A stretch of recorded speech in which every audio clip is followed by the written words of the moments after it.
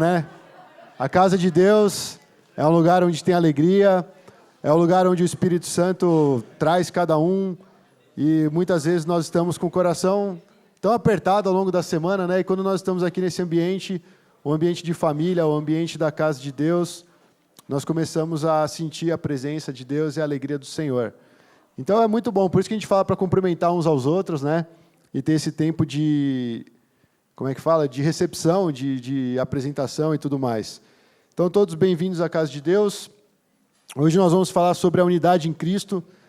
E só lembrando, irmãos, nós estamos já preparando há um tempo algumas mensagens que vão nos direcionar para o nosso culto de celebração dos 17 anos.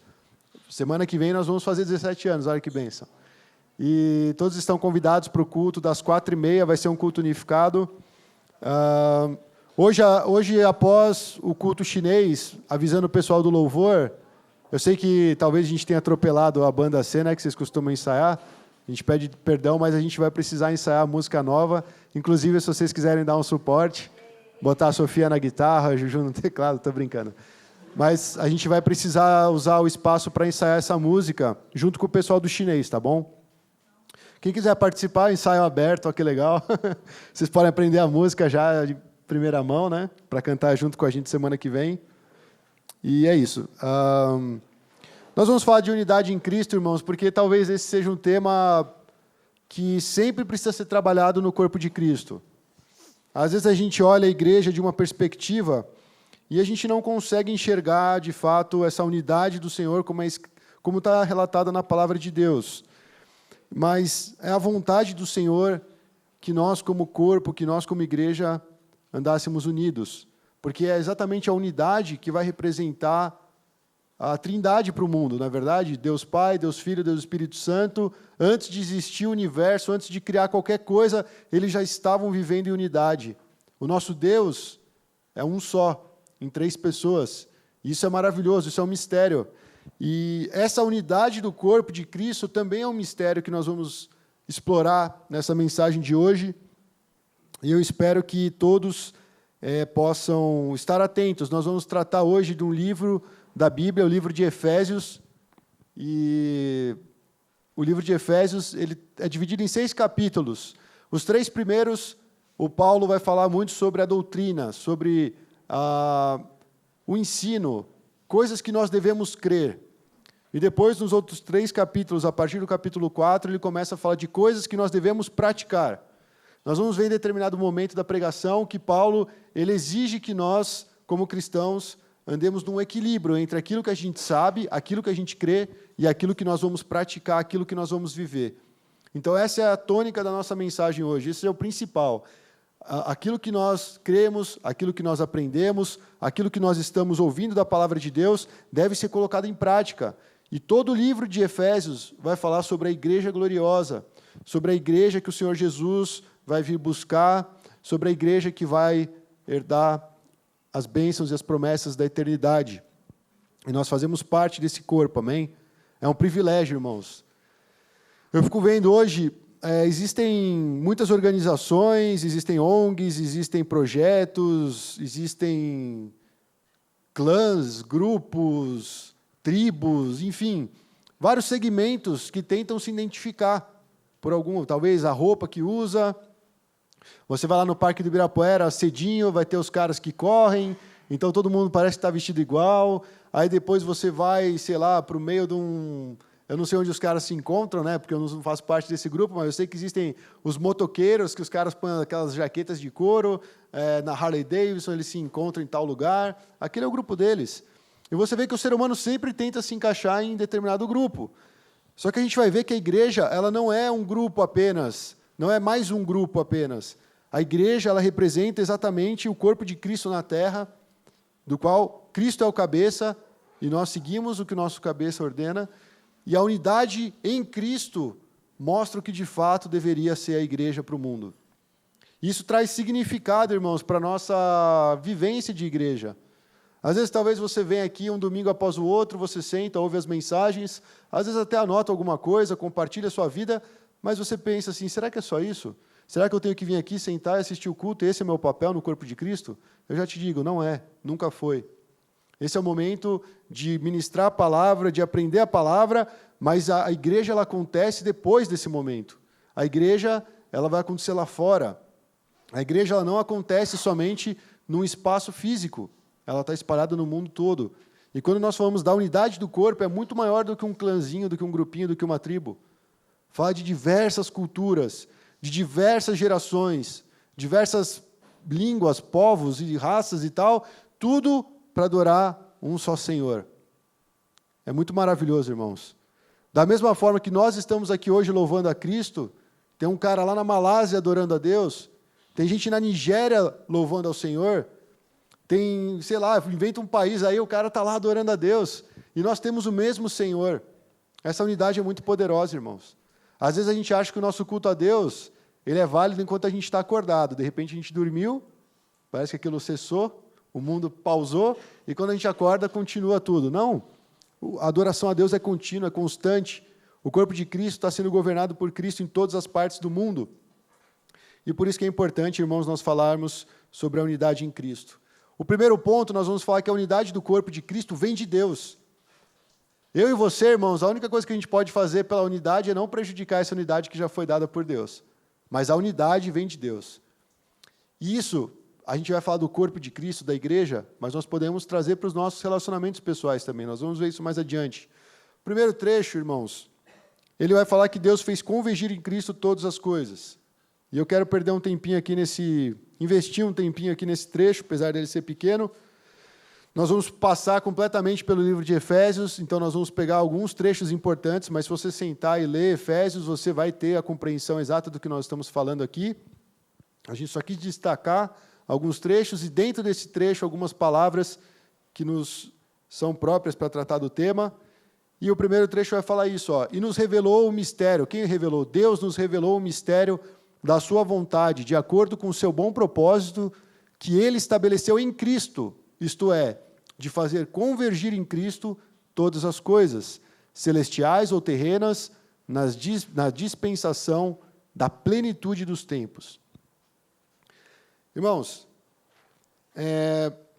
antes de falar exatamente desse trecho, eu gostaria de dizer que a carta de Efésios ela vai começar com Paulo, bendizendo o nosso Deus e Pai. E ele fala que esse Deus e Pai, isso é lá no comecinho, tá? Bem na saudação, fala que o nosso Deus e Pai, Ele nos abençoou com todas as bênçãos nas regiões celestiais em Cristo.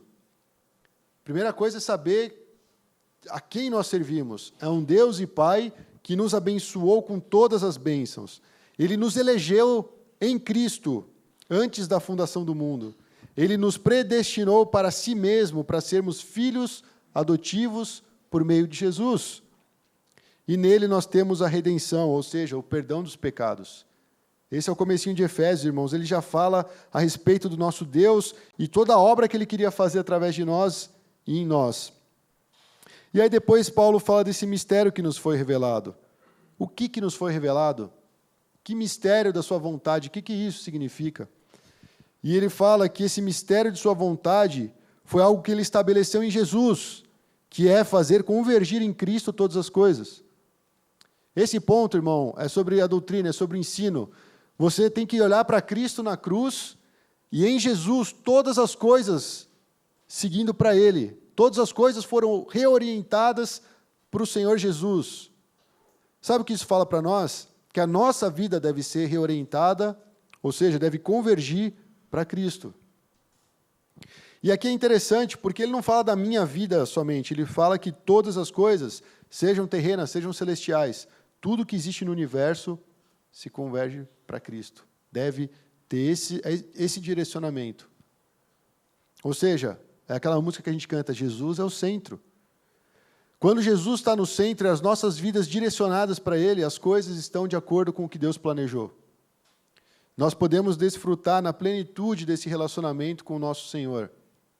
Agora, quando nós não temos todas as coisas, todas as áreas da nossa vida convergidas para Cristo, aí começam os problemas. Porque ele está falando, quando Jesus foi para a cruz, Ele restabeleceu todas as coisas. É como se Ele voltasse lá, antes de entrar o pecado no mundo, e apresentasse, era assim que o Pai queria que as coisas fossem. E por conta do pecado, nós fomos afastados de Deus, e nós perdemos Cristo do nosso alvo. Então, fazer convergir em Cristo todas as coisas é exatamente isso, é restabelecer o plano de Deus para nós.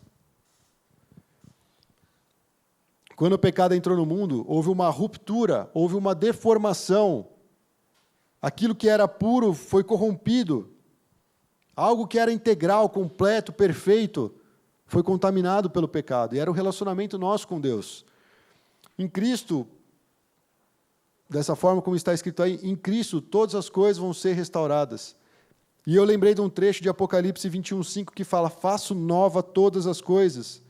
E essa passagem de Apocalipse 21:5 vai falar de novo céu e nova terra. Talvez Deus não vai recriar tudo do zero, mas vai haver uma restauração, vai haver uma regeneração da criatura, das coisas criadas, de todo o universo. Mas para que isso aconteça, todas as coisas devem convergir para Cristo. Isso é obra de Deus, irmãos, não é obra nossa. Então, esse primeiro trecho vai nos sinalizar que isso depende de Deus, fazer convergir todas as coisas em Cristo. E agora vamos falar um pouquinho da obra de Jesus. Nós vamos ver aqui 3 coisas que Jesus fez, nós já falamos desse trecho de Efésios 2, mas como nós estamos falando de unidade, e nós já pegamos como princípio todas as coisas convergindo para Cristo, então nós vamos ver agora o que Cristo fez a partir da sua obra na cruz. Um dos pontos, de ambos fez um, destruiu o muro de inimizade e criou um novo homem. A gente vai ver esses 3 pontos dentro desse trecho. Efésios 2, 14 a 16. Pois ele é a nossa paz, a qual de ambos fez um e destruiu a barreira, o muro de inimizade, anulando em seu corpo a lei dos mandamentos expressa em ordenanças. E o objetivo dele era criar em si mesmo, dos dois, um novo homem, fazendo a paz e reconciliar com Deus os dois em um corpo, por meio da cruz, pelo qual ele destruiu a inimizade. Irmãos, aqui o ponto fala que Cristo, a cruz de Cristo uniu tanto judeus quanto gentios. Tanto o povo da promessa quanto aqueles que estavam afastados das promessas, ou seja, nós. E uma coisa interessante, no primeiro ponto, fazer convergir em Cristo todas as coisas. Esse é o primeiro traço de unidade que Efésios apresenta. Todas as coisas convergindo para um só propósito, Cristo. E agora aqui nós vemos que de ambas coisas, de judeu e gentil, Jesus resolveu unificar. Ele destruiu uma barreira que havia entre nós, irmãos. Essa barreira não poderia ser destruída por obra humana. E foi necessário ser criado um novo homem, uma nova natureza, para que aí então, sim, nós pudéssemos nos reconciliar com Deus em um só corpo. Existe privilégio? Eu sou judeu, eu tenho mais privilégio. Não, a Bíblia não fala isso. A Bíblia nos ensina que aquilo que nos impedia e nos obstruía de ter um relacionamento sincero, um relacionamento íntegro entre judeus e o povo de Deus e aqueles que não são povos de Deus, isso caiu por terra na cruz. E muito mais que isso, irmãos, entre as nações, entre pessoas, não existe mais esse muro de inimizade. E é interessante, né, irmãos? Parece uma ladainha, mas nós sabemos que, na verdade, o nosso coração, ele sempre está em guerra com o próximo. Sempre tem alguém que nos incomoda, sempre tem alguém que nos chateia, sempre tem alguém que acaba nos decepcionando. E a gente esquece que a nossa vida deve convergir para Cristo, porque em Cristo todas as coisas foram reconciliadas e Ele fez um novo homem. E nesse trecho ele vai falar, nós estávamos longe, agora nós estamos perto, e Jesus é a nossa paz. É a garantia de paz entre os relacionamentos dos homens. A igreja começa aqui, irmãos. Se não houvesse derrubado esse muro de inimizade, não seria possível a comunhão entre nós. E pela cruz, quando Jesus sofreu na cruz, ele destruiu a inimizade que havia entre nós. Isso aqui já dá para a gente ficar um tempo aqui pensando em todas essas questões, irmãos. Mas o objetivo de Deus era criar um novo homem. E esse novo homem, na verdade, o novo Adão, é aquele que mostra que tudo aquilo que Deus criou foi restaurado. Em Cristo nós temos a possibilidade de uma nova vida, de ser um novo homem, de ter um novo coração, de voltar a ter um relacionamento com Deus que havia sido rompido. Isso é muito precioso, irmãos, porque, na verdade, o que nós queremos buscar nessa vida são relacionamentos sinceros, são amizades duradouras, são pessoas que nos ouvem. Só que quando a gente vai buscar isso no próximo, sem Cristo, há decepção, há frustração, há arrependimento, há diversas coisas. Por quê? Porque o pecado habita no coração de cada ser humano. Então, a nossa vida precisa convergir para Cristo, para que a gente possa desfrutar dessa nova condição do homem, de andar em paz, de andar reconciliado, seja judeu, seja gentil. Talvez para a gente não faça muito sentido você falar judeu e gentil, porque, na verdade, a gente já está na pós-modernidade, não é verdade? Mas pensa Paulo falando para um público de uma igreja que talvez não se via digna de receber as promessas do povo de Deus. Ele está falando, não existe mais barreira. Todos agora podem buscar Cristo. A cruz de Jesus nos uniu, destruiu um muro de inimizade. Eu fico pensando que era ser um cristão no primeiro século, né? Porque você não estava nem do lado dos judeus, nem do lado dos romanos, nem dos gregos, e você ficava ali naquela corda bamba. Mas era exatamente aquela figura, aquele novo homem que mostrava que Deus fez uma reconciliação. Ele concedeu o perdão dos nossos pecados e nos fizeram participar das bênçãos de Deus. Isso nos leva ao terceiro ponto. Os gentios são co-herdeiros com Israel, membros do mesmo corpo e co-participantes da promessa.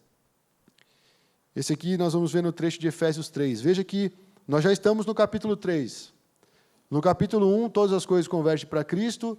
No capítulo 2, por meio da cruz, Jesus ele faz dos dois povos um só, um novo homem. E agora no terceiro nós vamos ver a obra de Cristo, que traz aos gentios uma coparticipação das promessas em Cristo.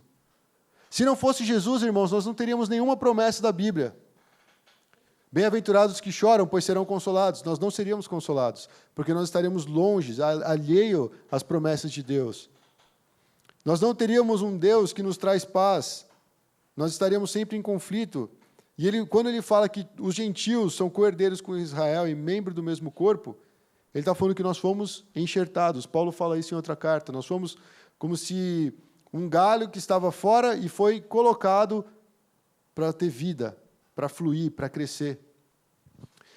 Esse mistério não foi dado a conhecer aos homens de outras gerações, mas agora foi revelado pelo Espírito aos santos apóstolos e profetas de Deus, a saber que, mediante o Evangelho, os gentios são co-herdeiros com Israel, membros do mesmo corpo e co-participantes da promessa em Cristo Jesus. Mediante o que, irmãos? O Evangelho. O Evangelho é boas novas. O Evangelho fala de salvação. O Evangelho ele fala de restauração.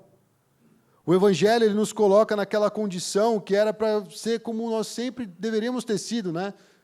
Antes de pecar no Éden, com um relacionamento próximo com Deus, nosso Deus e Pai. E o pecado nos fez romper esse relacionamento.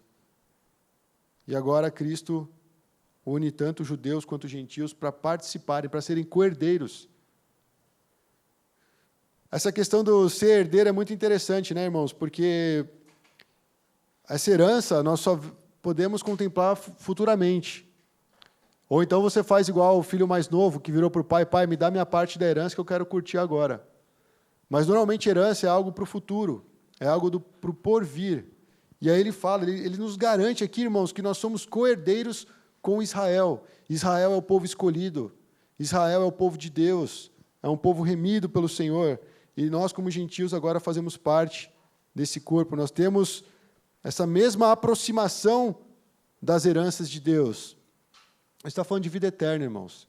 Eu sei que é gostoso a gente falar, nossa, eu sou abençoado, Deus está me abençoando, mas isso é uma coisa futura, que nós vamos alcançar um dia. E se isso não arde no nosso coração, essa questão da herança, essa questão das promessas, então o que nós estamos esperando dessa vida? Porque é exatamente isso que nós vamos alcançar no futuro, e Paulo está nos garantindo que em Cristo, como todos nós somos um, não existe um privilégio para um povo específico. Os chineses não vão ter mais bênção que os brasileiros. Os judeus não vão ter mais bênção que os brasileiros. Somos um. Isso é quebrar a inimizade, irmãos. E isso precisa ser prático na nossa vida. Porque quando a gente olha o diferente, a gente não aceita. E aqui nós estamos falando exatamente disso. Agora, mediante o Evangelho, essa barreira realmente ruiu. E nós podemos ser irmãos uns dos outros. Você pode ser irmão de um cara que está na África, um cara que está na Oceania, um cara da América, ou um cara que está no continente europeu. Irmão em Cristo. Porque nós somos co-herdeiros e também membros de um mesmo corpo. Isso aqui, irmãos, a gente só vai conseguir sentir na pele quando nós, de repente, resolvermos ir para um outro lugar. Sair daqui da nossa zona de conforto. E você encontra alguém que conhece a Cristo e você se identifica com aquela fé. Você, de repente, vai para um campo missionário e fala de Jesus, e você descobre que lá já tem um grupo que está falando de Jesus, e você se identifica com aquele grupo, e você sabe que ele faz parte do mesmo corpo que você. Nós nos encontramos com tantos pastores diferentes de diversas denominações, mas o Senhor é o mesmo. A alegria compartilhada é a mesma. Você vê um irmão que é tão diferente de você, mas que crê no mesmo Deus. E isso mostra o quê? Essa verdade, nós somos membros do mesmo corpo. Então, quando tudo vai convergir para Cristo, é exatamente isso. Todos nós, irmãos, que adoramos um único Senhor, vamos ter Ele como alvo de adoração e vamos ter isso como identificação. Então, mediante o Evangelho, nós somos co-herdeiros de Israel, membros do mesmo corpo e co-participantes das mesmas promessas. Só que ele fala, em Cristo Jesus. Não é nosso mérito. É se nós estivermos e permanecermos em Cristo. É uma condição do novo homem, de andar em Cristo. Aqui vai falar da nossa vida de santidade. Aqui vai falar da nossa dedicação ao Senhor. Aqui vai falar que realmente é uma coisa profunda que Deus trabalhou no nosso coração para que isso viesse à tona e desse um resultado. Então, irmãos, isso aqui também é obra de Deus. Aliás, essas 3 partes que nós falamos agora têm a ver com uma obra de Deus. E é interessante que ele fala que esse mistério não foi dado a conhecer de homens de outra geração. Foi naquele momento oportuno que ele estava escrevendo a carta, que ele está revelando, vocês estão fazendo parte disso. Isso foi revelado pelo Espírito. É uma revelação da graça de Deus, mediante o Evangelho que alcança todas as pessoas. E aceita todo aquele que crê em Jesus.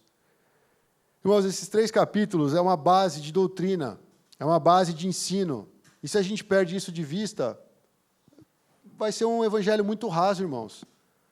Porque a gente vai começar a viver um evangelho não como se o meu irmão que é diferente faz parte do mesmo corpo. Mas, se ele não está aqui comigo, então ele não faz parte do corpo. A gente começa a inverter as coisas. Enquanto que Cristo morreu por aquela pessoa. Então, isso que fala de unidade. Nós estamos provocando a ideia de unidade no nosso coração. E nós vimos que a unidade começa em Cristo. Se desenvolve em Cristo e é concluída em Cristo. Não parte de nós, irmãos. A unidade, ela vem de Deus. O segundo tempo, eu gostaria de perder um pouquinho mais de tempo para incentivar, irmãos, a conservar, a desfrutar e a promover essa unidade. E logo do começo, a gente vai ver que no corpo de Cristo, para nós estarmos aqui juntos, irmãos, é necessário o quê? Um esforço. Um esforço é necessário para nós promovermos essa unidade que está no nosso meio. O que isso significa? Significa que quando no louvor o irmãozinho vem te abraçar, você retribui o abraço, querendo ou não. Porque se fosse da tua natureza, você ficava com o seu bumbumzinho sentado aí. Não é verdade? A gente fica acomodado. A gente estranha algumas movimentações, mas essa é a movimentação do corpo de Cristo. Tem gente que fala assim, eu não gosto que me abracem, eu não gosto de falar com muitas pessoas, mas o corpo de Cristo é isso, irmãos. Não, eu não pensei nessa situação específica. Não foi eu que expus. Mas é verdade, irmãos, a gente é muito diferente. Tem gente que gosta de abraçar pra caramba, não é? Tem gente que ama. Tem gente que gosta de apertar, tem gente que é meio distante, mas ele faz parte do mesmo corpo. E a unidade deve ser preservada. Tudo bem, ele é diferente, irmãos, ele tem outro jeito, ele é um cara mais tímido, ele é um cara mais extrovertido, às vezes ele fala demais, o outro fala de menos, mas isso faz parte do corpo de Cristo. E pense em outras culturas, então. Aqui na Pão já é uma mistura, né? Porque nós temos... A gente fala normalmente chinês e brasileiro, mas nós temos português também, né? Tem coreano, taiwanês. A gente estende um pouco o nosso desafio cultural. Mas aí a gente para e pensa, cara, todas as coisas vão convergir para Cristo. Cristo destruiu o muro de inimizade. Eu já vi muitas pessoas bem intencionadas aqui na Pão, e eu muitas vezes já lutei com isso também, irmãos, porque a gente fala assim, porque é brasileiro e chinês. O que a gente está propondo? Vamos dividir a igreja? É mais fácil? Mas o desafio é exatamente esse, nós sermos um. Nós mantermos essa unidade, apesar dos desafios do idioma, apesar das diferenças culturais, apesar de muitas vezes aquela cultura me ofender e a minha cultura ofendeu o meu próximo. No corpo de Cristo é necessário um esforço. E aqui vem a parte prática, irmãos. Paulo está lá preso, escrevendo para Efésios, falando de unidade. Ele estava sozinho. No máximo, talvez, alguém que estivesse auxiliando ele com o envio dessas cartas. Mas ele estava lá, como prisioneiro do Senhor, rogo-lhes que vivam da maneira digna da vocação que receberam. E sejam completamente humildes e dóceis, e sejam pacientes, suportando uns aos outros com amor. Só esse trecho aqui, meu irmão, dá para fazer uma pregação enorme. Porque isso é prático. Não tem como nós inventarmos em cima desse texto. Ele está falando assim, eu estou aqui preso no Senhor, mas eu estou rogando a você, igreja, para vocês viverem de maneira digna da vocação que receberam. Sabe o que é interessante? Essa semana agora no seminário, o meu professor, o cara é muito bom em grego, nas línguas originais e tal, ele falou sobre esse trecho. E quando nós começamos a trabalhar o trecho de Efésios para aplicar na igreja, eu me deparei com essa frase. Vivam de maneira digna da vocação que receberam. E ele gastou um tempão da aula para explicar o que Paulo queria dizer com isso. Como eu não sei pronunciar os gregos ainda, eu vou resumir para vocês o que ele falou. Mas ele diz que o sentido é exatamente de andar com equilíbrio. O viver aqui é a forma como nós andamos, é a nossa conduta. E essa maneira digna da vocação fala de equilíbrio, mas é um equilíbrio entre o quê? O que nós aprendemos e o que nós praticamos. Paulo não está falando assim, vivam de maneira digna da vocação que receberam, no sentido de nós temos que nos comportar com relação a algo que a gente não sabe o que é. Ele fala, vocês devem andar de forma equilibrada com aquilo que vocês estão aprendendo e viver isso na prática. Colocar isso em prática. Então, beleza, a gente viu lá que Jesus quebrou o muro de inimizade. O que a gente faz? Cria partidos. Esse aqui é meu grupinho, essa aqui é minha célula, esse aqui é outra banda, aquela lá é outra igreja, essa aqui é outra denominação. Cara, a gente está levantando um muro que Jesus derrubou. Na nossa casa a gente faz isso. A minha opinião é essa, a sua é essa. Opa, eu e você não somos nós. Estamos separados. Está vendo? Então Paulo fala, acorda. Vocês têm uma vocação. Vivam no equilíbrio daquilo que vocês estão ouvindo, daquilo que vocês estão aprendendo, daquilo que é teórico, para aquilo que é prático, para aquilo que é vida, para aquilo que é ação. Pratiquem. Essa é a ideia. E aí ele fala, continua, né? Façam todo o esforço para o quê? Conservar a unidade do Espírito pelo vínculo da paz. Tem uma coisa que eu acho meio estranha, mas a gente costuma fazer. A gente come coisas em conserva, não é verdade? O que é criar uma coisa em conserva? Você faz lá um tempero, uma pimenta, uma cebola, e deixa lá em conserva. Você não mexe naquilo, deixa lá curtindo, deixa apurando, deixa aquilo tomar a forma que deve tomar por meios naturais. Então, nós vimos aqui que essa palavra conservar, irmãos, ela é quase assim, não toque naquilo que já está feito. Não atrapalhe a obra de Deus. Eu não sei, eu não sou muito daqueles papos de corredor, né? A igreja tem muito. E muitas vezes muita fofoca, muita maledicência, muitas palavras maldosas. E às vezes não é só da roupinha da irmã ou do cabelo do irmão. Às vezes é de atitudes que a pessoa viu e reprovou. Mas ela não tem coragem de chegar no irmão e falar, irmão, vamos conversar um pouquinho, você me permite? Porque a Bíblia fala, se eu ver um irmão em pecado, eu posso chegar nele, conversar, e se você não me aceitar, eu vou chamar o Boaz, ele vai vir comigo, nós vamos conversar com você. E se você não aceitar, irmãos, nós vamos te levar para a igreja e conversar ali na frente de todo mundo, porque a Bíblia fala isso. Isso é corpo. Não é como eu acho, é como Jesus mandou nós sermos. Ter ordem. E às vezes essas conversas de corredor, elas estão difamando pessoas. Não estou falando se é líder, se não é líder, pode ser uma criança, né? Nossa, aquele moleque cabeçudo andando ali. Cara, e a gente vai divulgando coisas dentro do corpo de Cristo que não trazem o quê? Unidade. Mas podem atrapalhar essa unidade. E a gente tem que lembrar de Efésios, Paulo falando, faça todo o esforço. Eu fico pensando numa mulher que já está ali na mesa de parto, o menininho não sai, e ela faz todo o esforço para... Sai logo, né? Venha para a vida, venha dar a luz. É um esforço. Sabe, não é uma coisa passiva. Existe um esforço, irmãos. Se nós queremos uma igreja unida, que represente não algo ideal, utópico, mas algo que está aqui na palavra, nós todos precisamos participar desse esforço. Eu e você, nós precisamos nos esforçar para manter, para conservar a unidade que já foi feita por Deus. Nós acabamos de ver, de uma forma breve, talvez o ponto mais breve da minha história, que Deus é quem faz a unidade.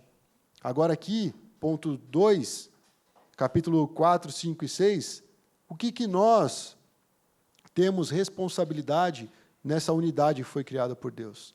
A primeira coisa está aqui, irmãos, conserve a unidade do Espírito. Sabe aquela história? Aquele que não ajunta, espalha. Então Jesus já uniu. Por que nós vamos querer separar?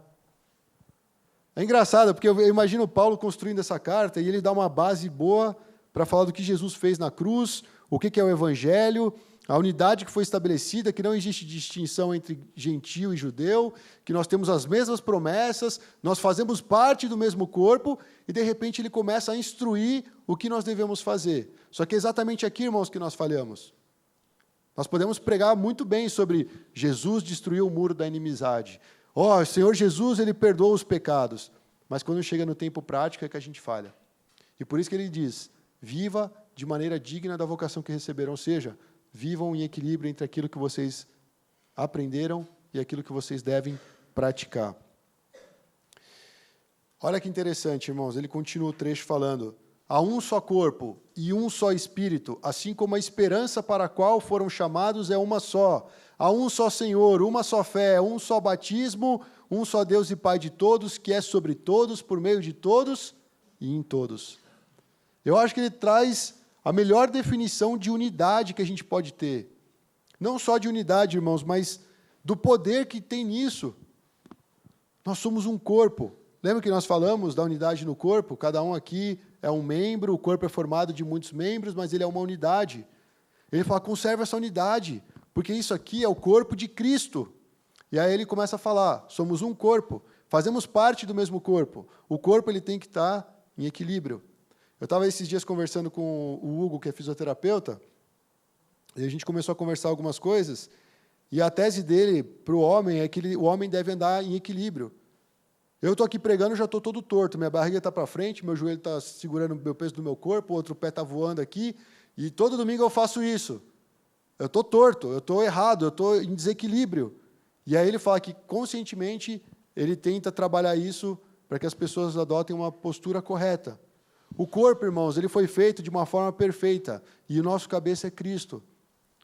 Mas nós temos responsabilidade dentro desse corpo para manter ele funcionando e deixando ele nesse equilíbrio. Pensa, você vai lá na academia, você só malha o braço direito, esquerdo, sei lá. Uma vez eu vi um cara malhando o pescoço, eu nem sabia que dava para malhar o pescoço. Fiquei impressionado, já pensou o cara malha mais um lado que o outro, eu falo, mano, você está com bosta, o que você tem? Então, assim, às vezes a gente não quer uma monstruosidade em nós, a gente quer um equilíbrio. E quando Jesus fala sobre unidade, ele está mostrando que já existe esse equilíbrio, já existe essa unidade, e nós fazemos parte desse corpo. E olha só que interessante, só existe um Espírito. É esse Espírito que governa na igreja. É esse Espírito que resolve chamar fulano para fazer isso, ou aquele outro cara para fazer aquilo. O Espírito Santo ele vai convocando cada um da maneira que ele quer, mas é só um Espírito. E aí ele fala da esperança, né? A esperança é uma só, irmãos.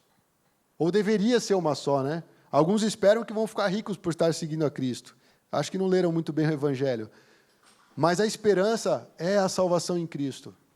É, de fato, nós chegarmos lá, no final da nossa vida, e vemos que se não fosse pelo ato de salvação de Jesus, nós estaríamos destinados para a perdição eterna. Essa esperança de quando chegar no final, Cristo estará lá para redimir o seu povo, para nos conduzir pela vida eterna, para nós vivermos eternamente com o nosso Deus e Pai. Aí ele fala, um só Senhor. Jesus Cristo não é um monte de Jesus Cristo. Não é o Jesus Cristo dos Mormons que veio evangelizar na América. Não é um Jesus Cristo que estava na Índia lá e morreu crucificado. O Jesus é esse Jesus que nós lemos nas Escrituras. Ele é o nosso Senhor. A Ele nós devemos honra e glória, nós devemos temor a esse Senhor. A nossa vida é para Ele. Nós não temos uma vida à parte de Cristo. Ele fala de uma só fé. Em quem você crê, em quem você confia. Aí a gente pode ter, irmãos, um direcionamento, talvez, diversificado em alguns pontos das Escrituras. Não vou falar que não.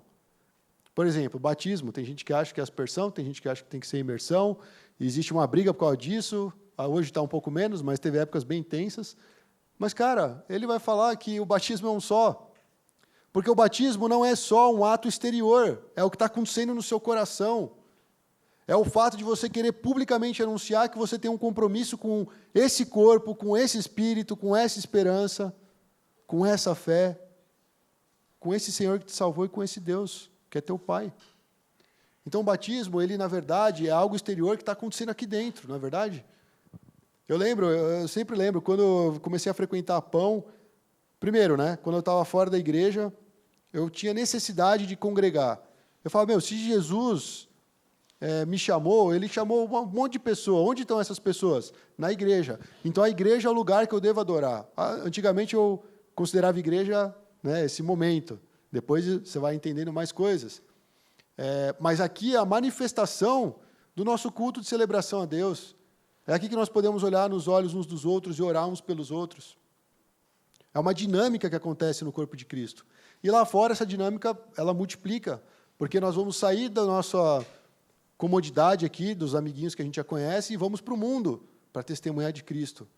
E muitas vezes nós vamos precisar do nosso irmão do nosso lado. Então eu comecei a ter essa necessidade de congregar. E de repente, quando eu comecei a congregar, me veio mais uma necessidade, conhecer mais a Cristo. Como você conhece mais a Cristo? Sim, participando dos cultos, mas lendo a palavra de Deus, buscando em oração. E depois disso, batismo. Eu quero falar para todo mundo que eu sou um cristão. Eu quero que essa informação chegue a todos os ouvidos daqueles que me cercam. Eu estou assumindo um compromisso com esse único corpo, com esse único espírito, com essa única esperança. E se você for prestar atenção, irmãos, são 7. 7 na Bíblia é um número que indica a perfeição. E aqui ele fala sobre a unidade, e de repente ele apresenta 7, vamos dizer, itens, ou 7 fatores, que são um para nós, e mostra que a unidade de Deus é perfeita. Se vocês estão duvidando, um só corpo, um só espírito, uma esperança, um Senhor, uma fé, um batismo e um só Deus e Pai de todos. E aí é interessante como ele termina esse versículo, Pai de todos, não todos do mundo, todos aqueles que creem em Jesus. E Ele é sobre todos, não sobre todos aqueles que estão no mundo, mas aqueles que creem em Teu Filho Jesus. E por meio de todos, é uma ação de Deus coletiva em nós, que vai fluir entre nós, em todos nós. Enquanto eu prego aqui, talvez Deus me chamou para a pregação, vocês estão ouvindo, mas não acaba aqui o reino de Deus, irmãos. Depois você leva essa mensagem para outro, e você ora por outro, e Deus te revela algo, e você fala para o irmão. É dinâmico do corpo de Cristo. A igreja é isso, ela não é algo engessado, não é uma escola, não é um lugar que você senta e vai pegar um diploma daqui a 2 anos. A igreja, ela fala de vida. E essa vida comum no corpo requer um esforço para a gente manter essa unidade, amém? O que mais ele fala dentro desse ponto? Aqui é importante, é uma parte bem prática. Fala que o próprio Cristo designou alguns para apóstolos, outros para profetas, outros para evangelistas, outros para pastores e mestres, com o fim de preparar os santos para a obra do ministério, para que o corpo de Cristo seja edificado. Até que o quê? Todos nós, todos que estão aqui, alcancemos a unidade da fé e do conhecimento do Filho de Deus e cheguemos à maturidade, atingindo a medida da plenitude de Cristo. Dentro da igreja, irmãos, Deus designa cada um para uma atividade, para uma responsabilidade. Você sabe o que Deus quer de você no corpo de Cristo? Eu não estou falando o que Deus quer de você aqui na Pão da Vida. Porque aqui você pode até estar no lugar errado. De repente você fala assim, vou mexer no som. Você nem ouve música, você nem sabe o que é grave, agudo, médio, mas você quer estar no som. Ou, eu vou cantar. Mas, cara, você não conhece as letras, você não conhece as músicas, você é desafinado, você não se preocupa em fazer aula, você não se preocupa nem em cuidar da sua corda vocal. Será que você está no lugar certo? Então, assim, não é... Esse chamado, irmãos, não se limita à atividade dominical. É a atividade para o corpo. Fora aqui do momento da igreja do domingo, o que nós fomos chamados para fazer nesse corpo tão imenso, tão plural, tão diversificado? E qual é o objetivo disso? Por que nós precisamos saber o nosso chamado, irmãos? Porque Deus quer nos usar para preparar os santos para a obra do ministério e para que o corpo seja edificado. Nós podemos e devemos ter parte na edificação e no fortalecimento do corpo de Cristo. Mas não é Deus que dá o crescimento? Sim, mas Ele escolhe pessoas imperfeitas como eu e você para atuar no corpo de Cristo. Amém? E aí ele fala assim, até que é tipo o quê? Um objetivo. Até que todos alcancemos a unidade da fé. Como nós vamos alcançar a unidade da fé? Só ouvindo o ministro Alberto pregar? Não. Vivendo em comunhão uns com os outros. Descobrindo o nosso chamado, descobrindo a nossa vocação, revelando o amor que nós temos uns pelos outros e mantendo a unidade, mantendo aquilo que Deus já criou, para promover o evangelho onde nós formos. Aqui, obviamente, ele está falando de um cuidado e edificação da igreja, mas para ter um objetivo. E esse objetivo o pastor vai falar no culto que vem. Se você quiser saber a respeito disso, venha no próximo culto. Não darei spoilers. Mas até que nós alcancemos a unidade da fé e do conhecimento de Jesus. Como que nós seremos maduros? Como que nós vamos crescer, irmãos? Se nós alcançarmos uma unidade da fé e do conhecimento de Jesus. Conhecer Jesus, não na teoria, mas na vida prática. Viver essa fé, essa unidade da fé, não numa teoria, mas na prática. E como é que a gente sabe se a gente está na mesma fé e com o mesmo conhecimento de Cristo? Por meio das Escrituras. Por meio da comunhão contínua dos santos. Então, irmãos, não fica esperando algo acontecer. Não fique com os braços cruzados. Você pode promover a unidade no corpo, você pode manter. Você pode descobrir que você é aquele que vai trazer edificação ao corpo de Cristo. E ele citou, apóstolos, profetas, evangelistas, pastores e mestres. Pessoas chaves no corpo de Cristo para preparar os santos. Eles não são maiores, eles não são melhores, eles não são mais espirituais. Eles são servos. Para fazer o povo chegar nessa fé e nesse conhecimento. Para que a gente tenha maturidade. Essa é a nossa parte, irmãos. Aqui tem muito trabalho, se você for pensar, Então, o que você pode fazer quanto a isso, irmãos? Eu fiquei pensando, uma criança não vai assumir a responsabilidade de sair aí no dia a dia e fazer o ganha-pão para sua família. Quem faz isso são quem? Os pais. Porque eles já têm uma maturidade, eles já sabem da responsabilidade. Então, esses que são maduros, irmãos, eles trabalham em favor daqueles que ainda não são. Não pode inverter as coisas. Eu não sou maduro, então... Mas, cara, quantos anos você não é maduro? Por que você não é maduro? O que te impede de amadurecer em Cristo? Será que não é aquela passagem? Eu preciso deixar para trás as coisas de menino? Preciso alcançar as coisas de alguém que está conhecendo mais a Cristo? Ou é a mesma coisa há 10 anos? Nós estamos aí fazendo 17 anos.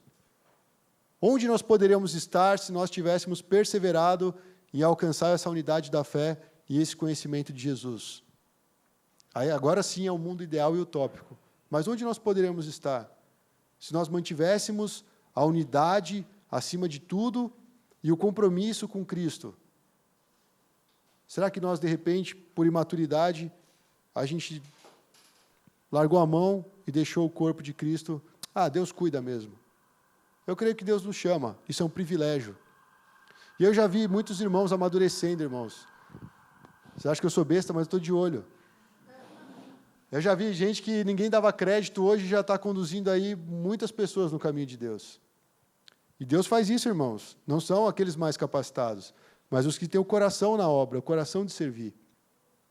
E o mais importante, irmãos, não é o ministério pessoal. Ministério Alberto Bloch. Né? Me sigam no Twitter, lá no Instagram. Não, é a igreja.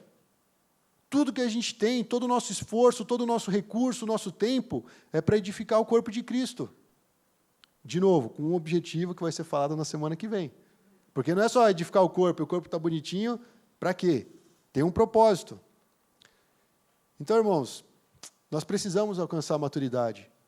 Nós precisamos de irmãos maduros para nos direcionar, e uma vez que a gente atinge a maturidade, a gente olha para toda uma geração, como foi a visão que foi compartilhada aqui, né, que o Pedrão compartilhou, de ver que existe uma geração que não tem os recursos que nós temos. Em vez de oprimir, em vez de boicotar, em vez de cortar, nós podemos dar recursos para eles irem crescendo, amadurecendo, assumindo uma posição de alguém que está andando e crescendo em Cristo. E aí sim, irmãos, a igreja vai ficar forte. Não é botar um plano de evangelismo, um plano de discipulado, um plano de célula. É algo orgânico, algo que realmente o Espírito vai trabalhando no coração de cada cristão. E eu fico pensando, às vezes a gente está muito formatado em algumas coisas. Pega uma igreja que não tem acesso a nada a não ser a palavra de Deus. Ela não tem como comprar um monte de CD, ela não tem como comprar instrumentos, ela não tem como ter um manual de faça isso, faça aquilo. Mas elas têm o quê? Um Senhor, a mesma fé, o mesmo Espírito. Coisas que unem para que ela possa ser igreja de Cristo onde ela estiver. Ferramentas são boas, podem nos ajudar a crescer, podem nos dar um direcionamento, isso é importante, porque senão a gente fica perdido. Mas não depender só dessas coisas. Entender o que Cristo quer de nós, como cristãos, dentro desse corpo, para chegar e ajudar os outros também a chegarmos nessa maturidade. Agora, outra questão, irmãos.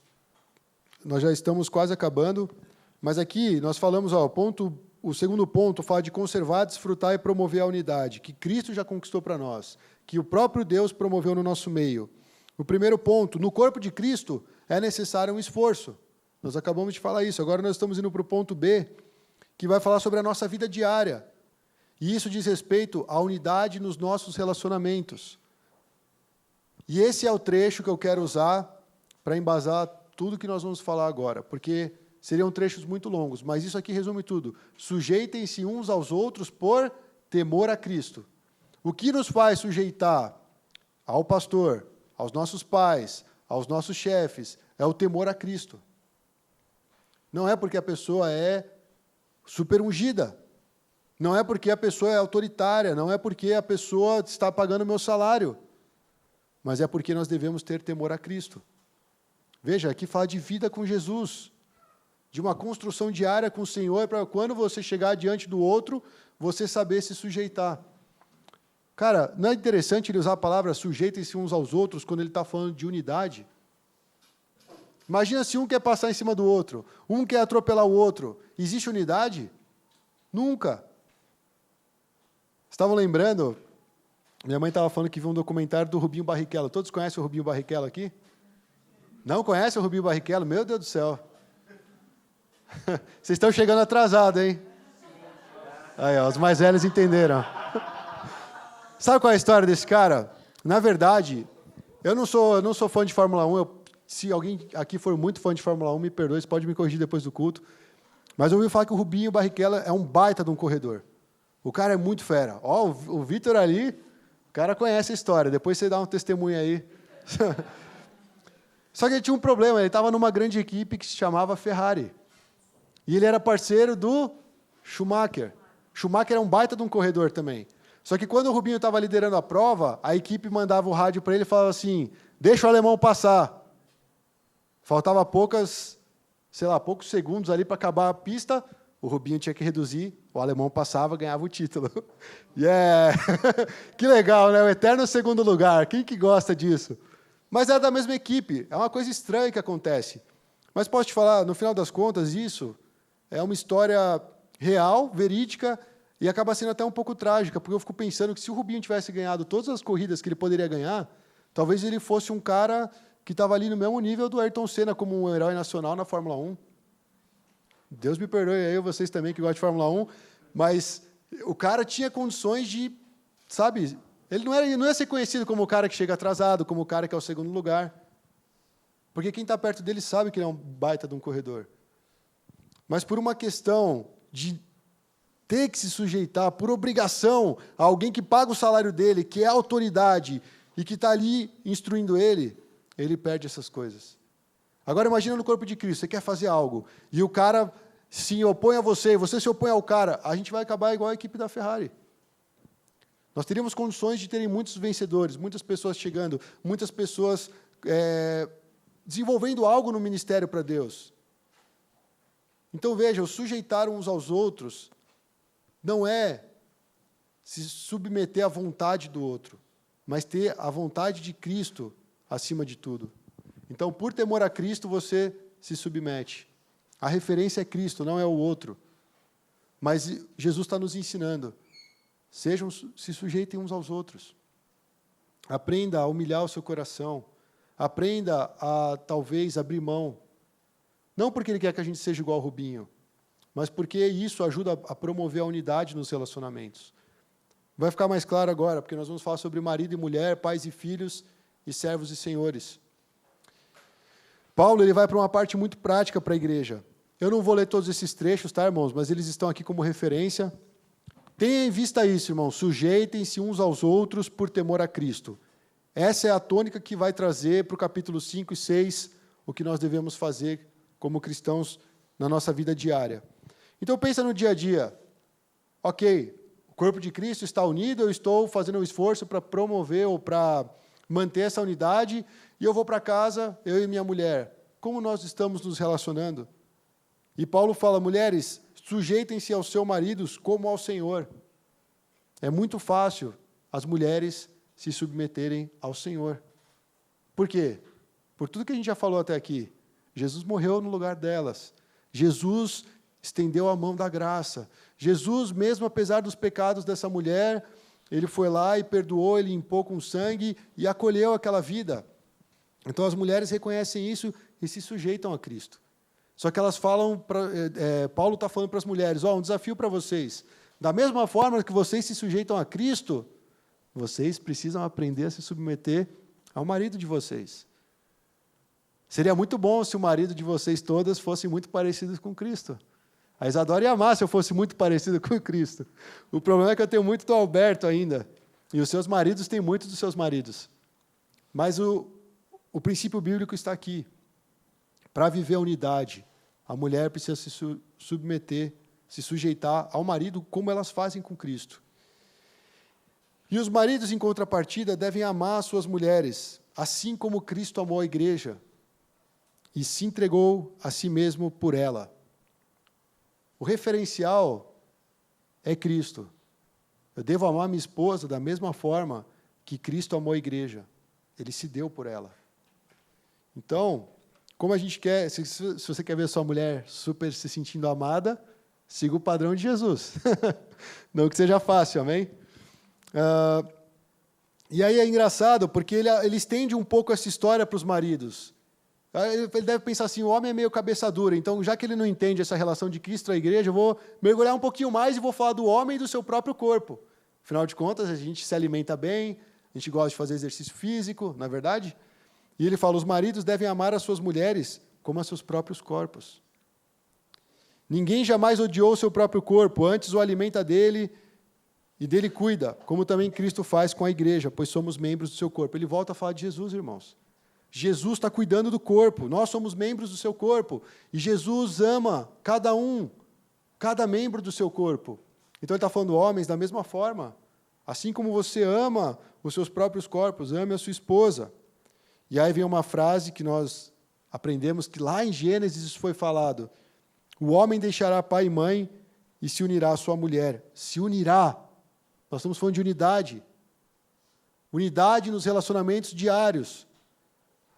Na nossa casa, entre marido e mulher, vocês aí talvez que não sejam casados, ficam pensando, o que isso tem a ver comigo? Calma, você vai chegar lá. E aí você vai lembrar dessa pregação e vai falar, glória a Deus pela unidade que Cristo promoveu. Ele fala que que o homem se unirá à sua mulher, os dois serão uma só carne. Ele está falando de unidade. Aqui também é necessário esforço para conservar essa unidade que foi obtida por Cristo. E nós descobrimos que quando falou o homem deixará pai e mãe, Deus estava falando com quem? Com quem que Deus estava falando nessa passagem? Adão. Adão tinha pai? Adão, você vai se unir à sua mulher Eva, vocês vão deixar pai e mãe. Ele não tinha pai, não tinha mãe. Mas ele estava dizendo que agora vocês vão ser um. Vocês vão andar unidos, vocês vão constituir uma família. Vocês vão sair dessa condição e ir para essa. E isso é continuado até hoje. Mas ele fala de uma unidade na vida diária, no relacionamento entre marido e mulher. E ele conclui, que isso é um mistério profundo. Não ao fato do homem se unir à sua mulher, mas ao fato de Cristo se unir à sua igreja. E esse é o espelho para o marido e mulher. É o exemplo. E ele fala, portanto, cada um de vocês também ama a sua mulher como a si mesmo, e a mulher trate o marido com todo respeito. Ok? Então vamos para o pais e filhos. Nós vamos ver que para a relação pai e filho, ele também fala sobre unidade, irmãos. Ele fala assim, filhos, obedeçam aos seus pais no Senhor, pois isso é justo. Honra teu pai e tua mãe. Esse é o primeiro mandamento com promessa. E aí ele vira para os pais e fala, pais, não irritem seus filhos. Antes, criem-nos segundo a instrução e o conselho do Senhor. Infelizmente, hoje, os pais educam os filhos da sua própria maneira e eles irritam os filhos. Eles não estão andando de acordo com o conselho do Senhor.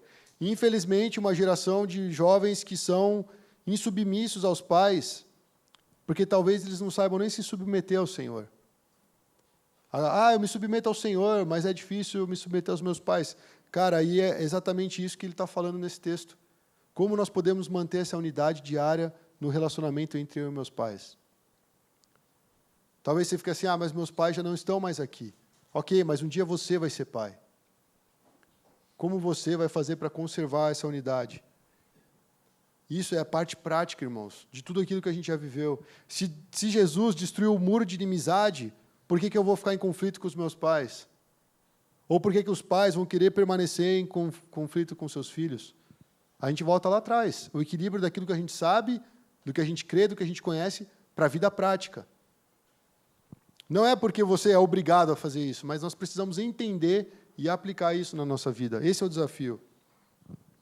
E depois, ele também faz um apelo para o viver diário no trabalho. No caso aqui, ele faz a relação entre escravos e senhores. E ele fala sobre respeito, ele fala sobre temor, ele fala de sinceridade do coração, porque é dessa forma que nós nos sujeitamos a Cristo. Então, para aqueles que são servos, aqueles que estão servindo, é necessário ter um coração que se dispõe da mesma forma que se dispõe para Cristo. Veja que sempre o referencial, o eixo, é Jesus. De fazer convergir para Cristo todas as coisas. Nos relacionamentos entre marido e mulher, pais e filhos, servos e senhores, é necessário convergir para Cristo, senão não há unidade. Senão não há um jeito próspero de viver. Então nós precisamos sempre nos voltar para o Senhor. Ter o coração bem firmado nele, para depois resolver essa parte relacional. E é exatamente isso que a cruz de Jesus fez, irmãos. Quando ele falou que não tem mais um muro de inimizade, quando ele fez de dois um só, é exatamente com base nos relacionamentos que a gente vive e experimenta. Talvez sejam áreas difíceis da nossa vida, mas que nós podemos buscar em Deus como viver na prática esse ensino da unidade.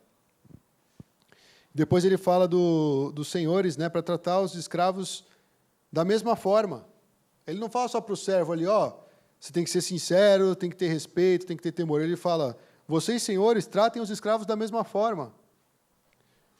Parece que o Evangelho ele transtornou a forma de convivência. Afinal de contas, se o cara é senhor, ele manda. Fala, vai, faz isso, ele tem que fazer. Mas aqui ele está mostrando um outro tipo de relação. Por quê?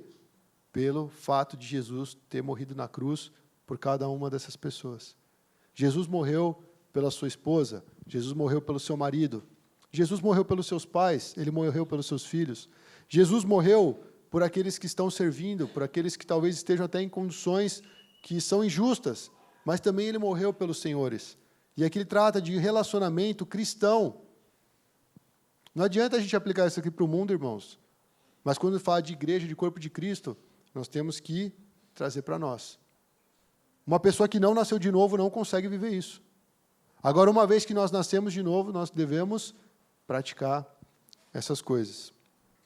E fora do corpo de Cristo, nós falamos, dentro do corpo é necessário esforço, nos nossos relacionamentos, na nossa vida diária, né, a unidade no relacionamento, e fora do corpo de Cristo, como é que a gente anda unido? A gente anda unido, irmãos, porque nós estamos indo para uma batalha. E Efésios 6 vai encerrar dessa forma. Olha o finalmente aí, para quem já está bocejando. Finalmente, fortaleçam-se no Senhor e no seu forte poder. Vistam toda a armadura de Deus para poderem ficar firmes contra a cilada do diabo, pois a nossa luta não é contra as pessoas. Você fica brigando com Satanás ou você fica enchendo o saco do teu irmão?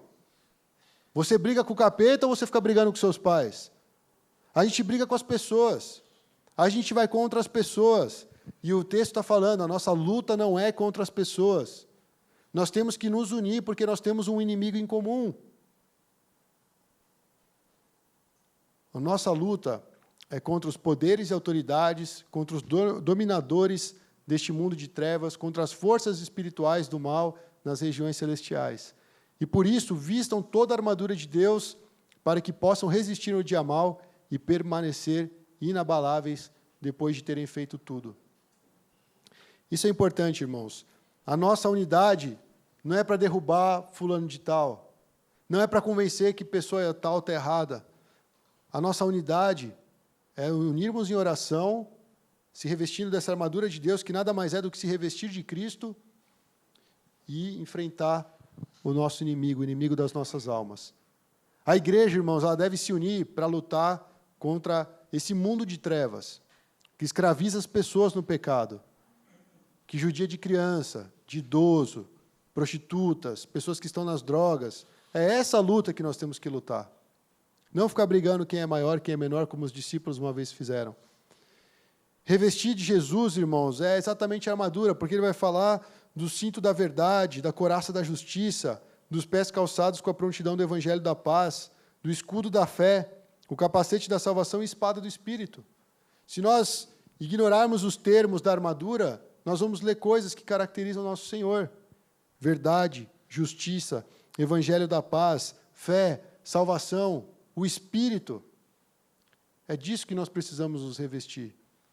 Então, como corpo, nós somos edificados, atingimos uma maturidade, vivemos no nosso relacionamento diário em unidade, para lá fora nós podemos brilhar a luz de Cristo e nos unir para uma batalha. Pessoas estão sendo ceifadas, irmãos. Nós não podemos ignorar que existe o inferno. As almas que não conhecem a Cristo, as almas que morrem sem a fé em Jesus Cristo, elas estão indo para o inferno. A igreja tem uma batalha muito séria para travar. E a gente perde tempo porque nós temos picuinhas internas. Falta de maturidade, falta de unidade. Então nós temos um propósito maior. Nós temos pelo que viver e por que guerrear. E essa unidade, irmãos, ela deve ser feita em Cristo. E ele fala, resista no dia mal e permaneça inabalável enquanto vocês servem o seu Senhor. Enquanto vocês fazem todas as coisas, mantendo essa unidade em Cristo. Então, essa é a mensagem sobre a unidade de Cristo. Parece um tema simples, ele se ramifica em várias áreas da nossa vida, é um desafio dentro da igreja, fora da igreja, nos nossos relacionamentos diários, mas essa unidade, irmãos, já foi conquistada por Jesus. Essa unidade já nos foi dada. Quando nós olhamos para Cristo, nós podemos realmente considerar que não existe inimizade, não existe barreira, não existe nada que nos impeça de amar sinceramente uns aos outros. E é esse amor que nós devemos apresentar para as pessoas. Amém? A unidade, irmãos, é algo que está no coração de Jesus. Ele orou para que eles sejam um, assim como eu sou um contigo, Pai. A vontade de Jesus, o coração de Jesus, ele está focado nessa unidade do seu corpo. E nós podemos promover, nós podemos desfrutar e nós podemos realmente conservar essa unidade que nos foi dada. Amém? Vamos ficar de pé e orar, irmãos?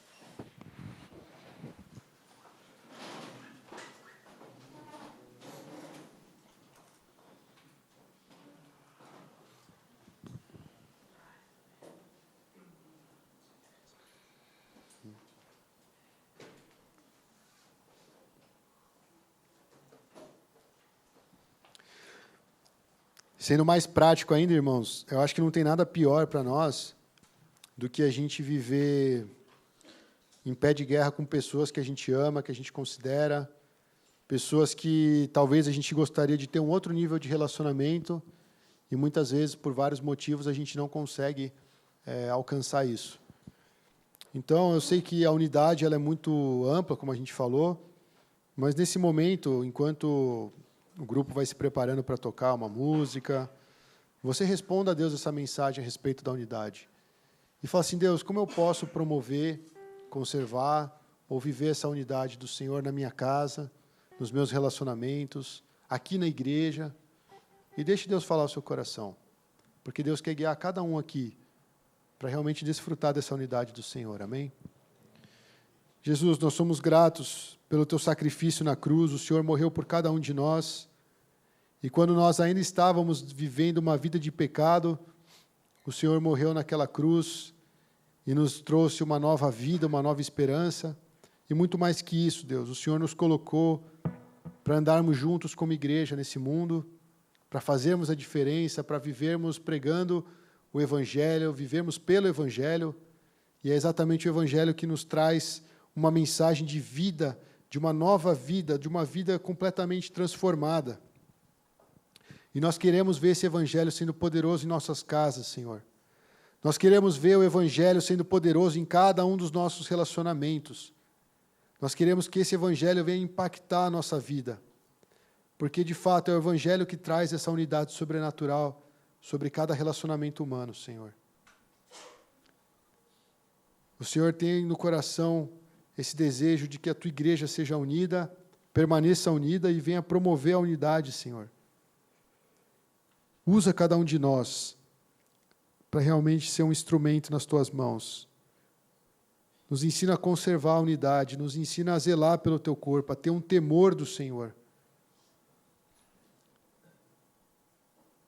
Abre o nosso entendimento, Senhor, e fala ao nosso coração. Guia cada um dos teus filhos aqui, Senhor, direcionando para a maneira que pode viver a unidade em relacionamentos que foram quebrados, em relacionamentos que estão estremecidos. E o maior exemplo é o Senhor Jesus, que apesar dos nossos pecados nos ofereceu o perdão. Que o Senhor venha enviar os teus rios em cada relacionamento para trazer cura. Quebra, Senhor, todo o muro de inimizade que foi levantado, Senhor, entre pais e filhos, entre marido e mulher, entre aqueles que estão empregados e seus patrões. Faz fluir o amor de Cristo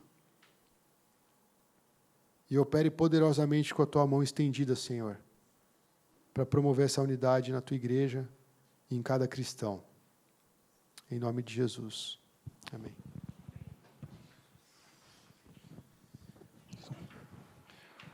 Vamos juntar todo mundo mais uma vez? Enquanto vocês vão juntando, eu lembro de uma vez que eu vi o Senna. Senna e Piquet, eles eram muito rivais. Muito rivais. Quem assistia sabe disso. Ele saiu na mão, quase. E eu lembro uma corrida aí que era a última corrida do Piquet, e o Senna estava em primeiro, e o Piquet estava em segundo. Eles eram muito rivais. Mas o Senna, eu gosto tanto do Senna, que o Senna, naquela corrida, ele encostou o carro. Imagina um carro de Fórmula 1, está dirigindo, na última volta ele encosta o carro de Fórmula 1 dele, deixa o Piquet passar, para ele terminar em primeiro, e ele vai atrás dele. Né? E a gente estava falando de unidade, eu estava andando lá no fundo, e estavam as criancinhas num círculo orando. Eu achei muito interessante isso, porque me trouxe muitas memórias. Aí eu lembrei de uma música que eu aprendi quando eu era criança também, que fala de unidade. Eu aprendi com a mãe do João, que é o chefe do Caleb, né? E era assim: um só rebanho, um só pastor, uma só fé em um só Salvador. É teu amor que nos une aqui, num só Espírito, adoramos a Ti. Que possa ser nossa oração, amém?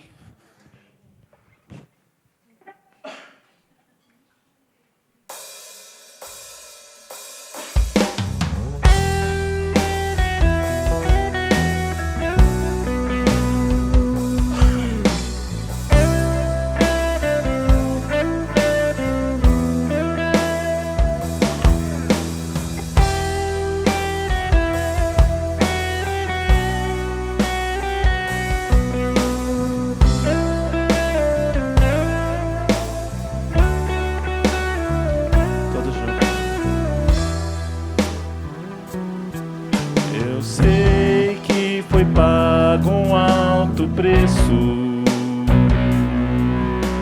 para que contigo eu fosse o meu irmão. Quando Jesus derramou sua vida, Ele pensava em ti, Ele pensava em mim, pensava em nós. Eu sei que foi pago um alto preço para que contigo eu fosse o meu irmão. Quando Jesus derramou sua vida, Ele pensava em ti, Ele pensava em mim, pensava em nós. E nos via redimidos por seu sangue, lutando um bom combate do Senhor, lado a lado trabalhando, sua igreja edificando e rompendo as barreiras pelo amor. E na força do Espírito Santo nós proclamamos aqui que pagaremos o preço de sermos um só coração no Senhor. E por mais que as trevas militem e nos tentem separar, com nossos olhos em Cristo, unidos iremos andar.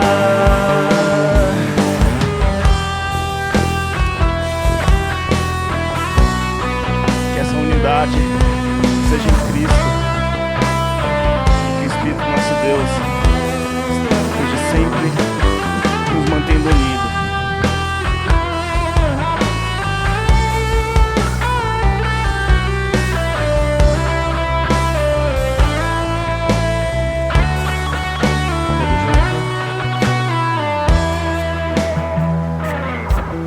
Eu sei que foi pago um alto preço para que contigo eu fosse o meu irmão. Quando Jesus derramou sua vida, Ele pensava em ti, Ele pensava em mim, pensava em nós. E nos via redimidos, e nos via redimidos por seu sangue, lutando um bom combate do Senhor, lado a lado trabalhando, sua igreja edificando e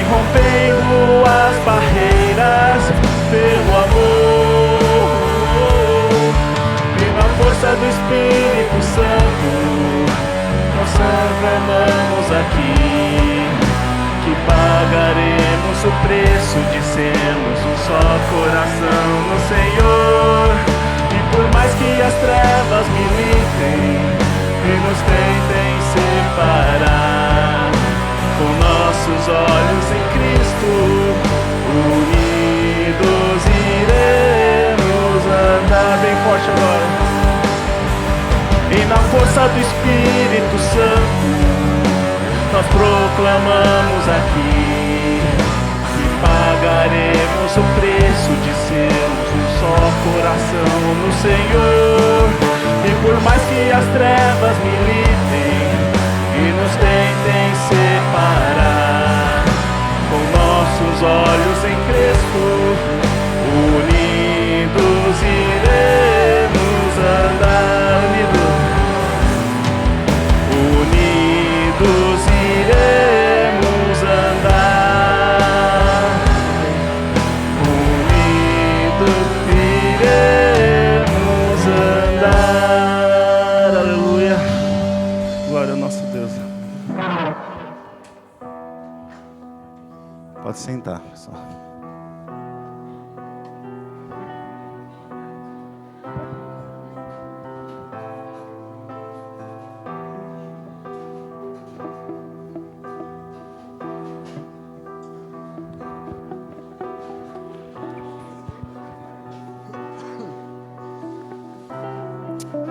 Amém, irmãos. Precisamos um dos outros, amém? Para a gente caminhar, para a gente vencer, para a gente crescer, para que a igreja possa realmente manifestar, né, o poder de Deus nessa terra. Nós precisamos uns dos outros. E eu acho que o princípio do cristianismo é unir pessoas diferentes, com histórias diferentes, com tudo diferente, mas com o mesmo Senhor que nos une para sempre. Amém? Vamos fazer uma oração, depois eu gostaria de... O Sandrão vai dar um testemunho. E você tinha combinado comigo. Olha o amor de amizade aí. Não, aqui ó, Sandrão, compartilhamento, dia 29. Nós falamos semana passada. Amém. Nós estamos no mesmo espírito. Senhor, nós te louvamos, te agradecemos, porque o Senhor promove em nós essa cumplicidade de andarmos juntos, de desejarmos crescer no Senhor e na Tua Palavra para cumprir a Tua missão nessa terra.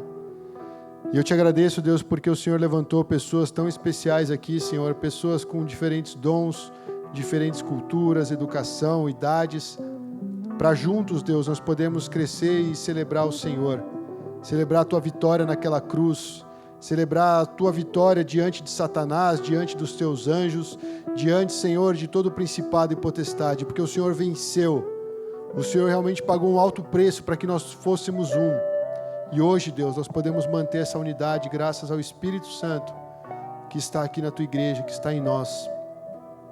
Que o Senhor abençoe a vida de cada um, abençoe as nossas famílias, abençoe cada relacionamento. Nós oramos, Deus, para que aquilo que impede a gente de ter alegria no Senhor e de manter esse coração buscando a unidade com o Senhor, nós oramos para que essas coisas caiam por terra e o Senhor nos faça mais que vencedores em Cristo Jesus, porque o Senhor derramou em nossos corações o Teu amor por meio do Espírito Santo. E o Senhor nos deu a salvação, o Senhor nos agraciou com tantas bênçãos, Senhor, nas regiões celestiais. E nós queremos tomar posse de cada conquista do Senhor naquela cruz. A começar, Deus, do perdão dos nossos pecados e da unidade que o Senhor promove no Teu corpo. Que a Tua igreja venha avançar, Senhor, tendo em vista que nós somos um exército. E o Senhor é o nosso general, o Senhor que vai na frente, o Senhor que conduz cada cristão na sua batalha diária. Que a gente não desanime, Senhor, mas que a gente continue procurando, Deus, manter unido ao corpo, que é tão importante para a nossa caminhada, Senhor. Que o Senhor abençoe a semana de cada um e a vida de cada irmão aqui, em nome de Jesus. Amém. Bom, vamos lá.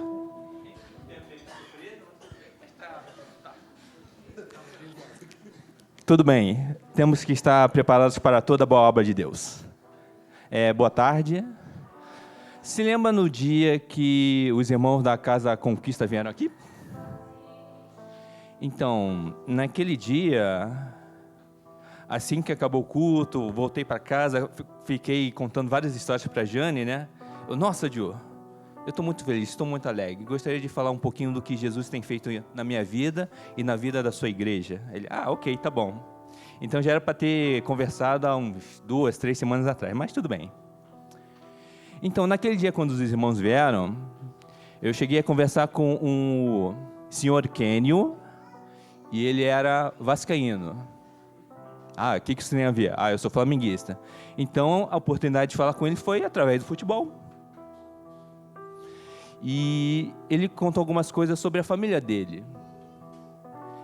E o mais legal é que a gente pôde orar junto, pôde conversar um pouquinho sobre as nossas vidas. Aí depois tinha o senhor Edilson. Ele falando, eu estava afastado, estava assim, estava assado. Eu falei, não importa. Importa é você voltar para Jesus Cristo.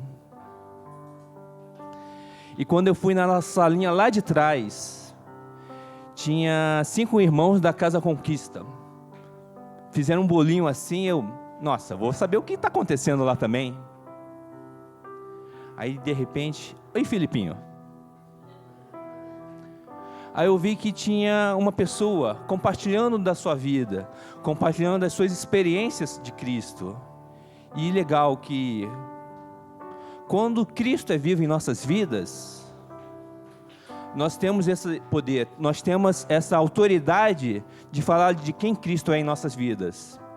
Parecia que as 5 pessoas estavam, entre aspas, hipnotizadas, mas não estavam, porque ali eu vi uma pessoa falando de Cristo, com tanto gosto, com tanta alegria, que eu falei, nossa, Jesus é vivo e real nessa pessoa.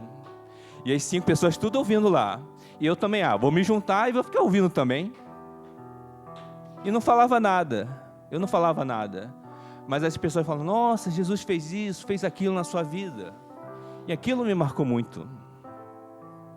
Mas Deus é tão grandioso que ainda reservou mais uma coisa.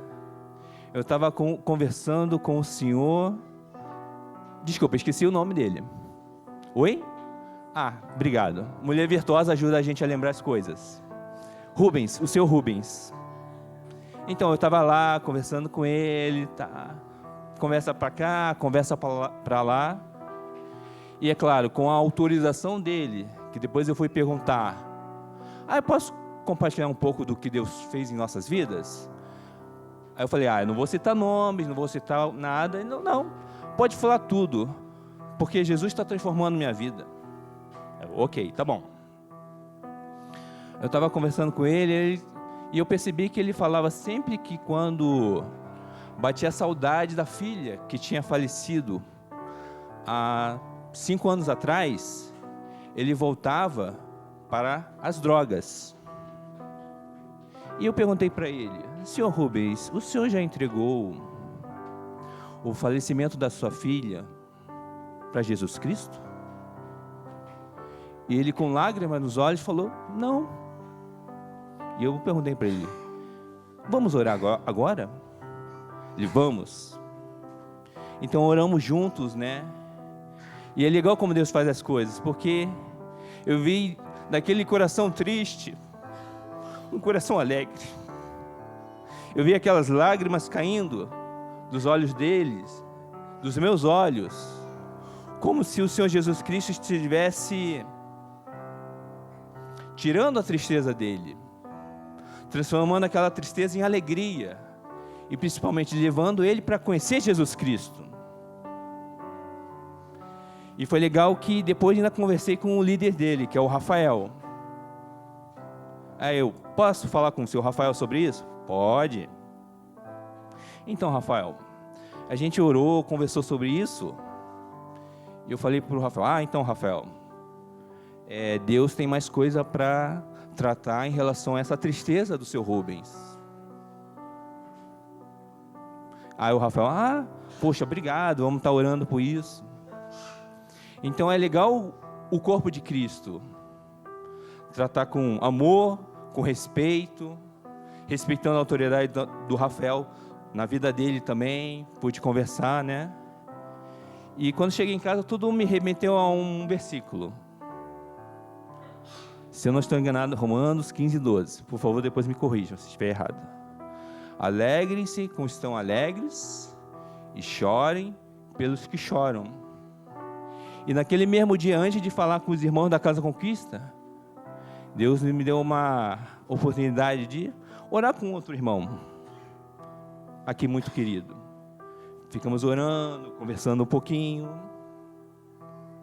E em meio a toda essa alegria, toda essa tempestade de sentimentos, de ver Deus agindo tremendamente. Puxa, eu estava orando com esse irmão e o pessoal estava com muita alegria. E depois contaram, né? Eu perguntei, nossa, uma irmã muito querida tinha falado da felicidade de ser mãe, da felicidade de serem pais. E na segunda recebemos essa triste notícia. Mas o que eu posso fazer? Nada. Só posso chorar. Só posso dizer, Jesus, traz o consolo para essa pessoa. Traz, porque o Senhor é um Deus bom, é um Deus de misericórdia, é um Deus que pode trazer o consolo. Isso foi tudo há 3 semanas atrás. Eu creio que a vida com Cristo, não apenas no domingo, mas é segunda, terça, quarta, quinta, sexta, sábado e feriados também. A vida com Cristo não é só de repente uma manhãzinha quando a gente faz um devocional, mas a vida com Cristo é de manhã, à tarde, à noite. Até mesmo nos sonhos Deus fala. Eu tenho experimentado muito de Senhor Jesus Cristo. Talvez as pessoas podem perceber, nossa, parece que você não está mais falante do que antes. Eu creio que estou, por quê? Jesus Cristo tem se revelado a mim, mas para mim não é suficiente. Por quê? Porque eu oro, tenho orado com a Jônia.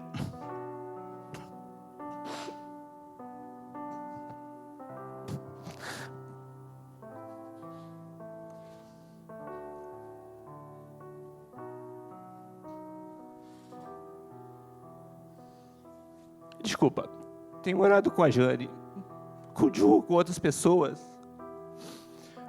para que esse Jesus,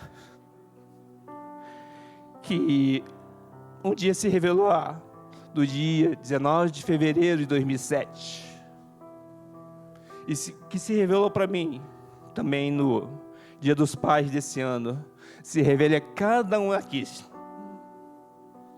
Se de repente a minha vida com Jesus estava, como posso dizer, morna, mas Jesus fala em Apocalipse que Ele vomita aqueles que estão mornos. Se sua vida, de repente, está um pouquinho, me sinto afastado, a minha vida está gelada,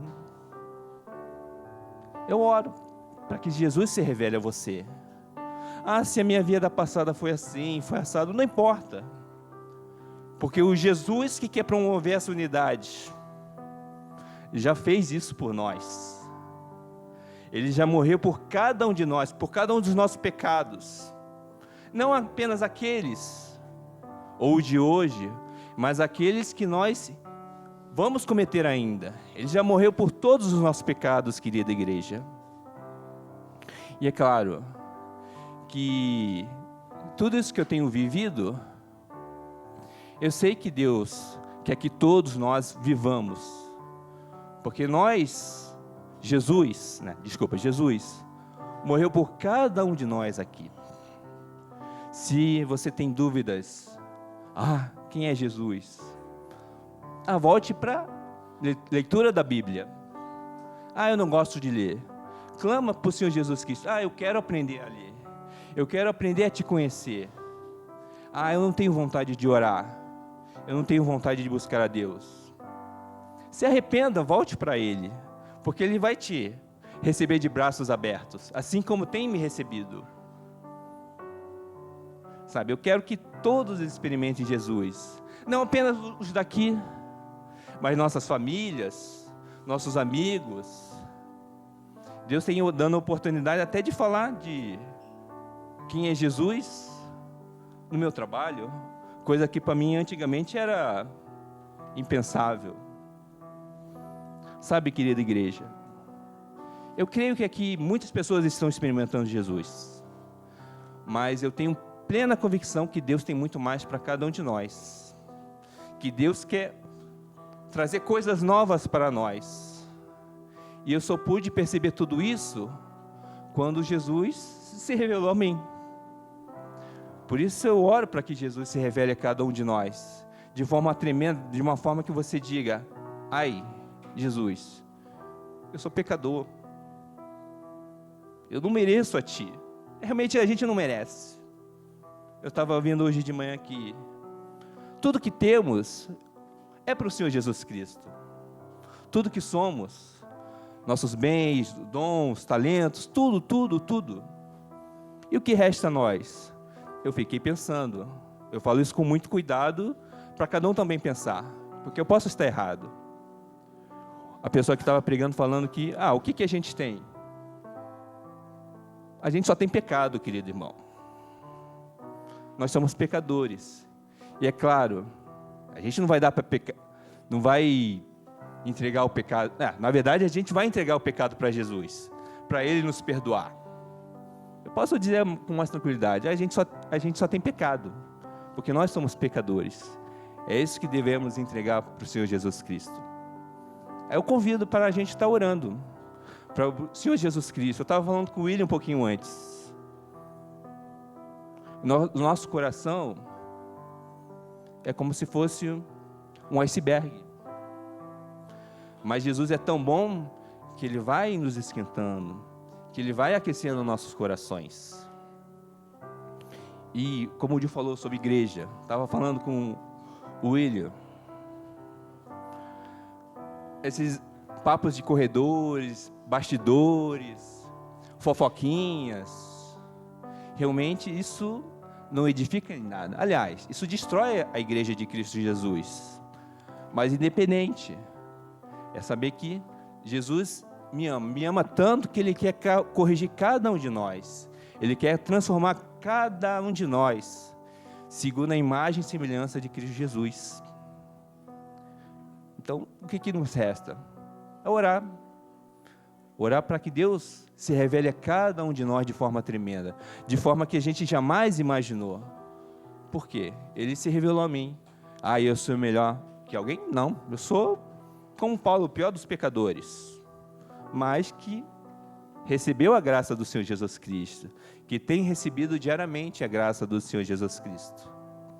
Agora, pedir para cada um fechar o olho e principalmente abrir o coração para o Senhor Jesus Cristo, porque Ele não está crucificado, Ele está vivo, Ele é real, Ele quer trabalhar em cada vida aqui.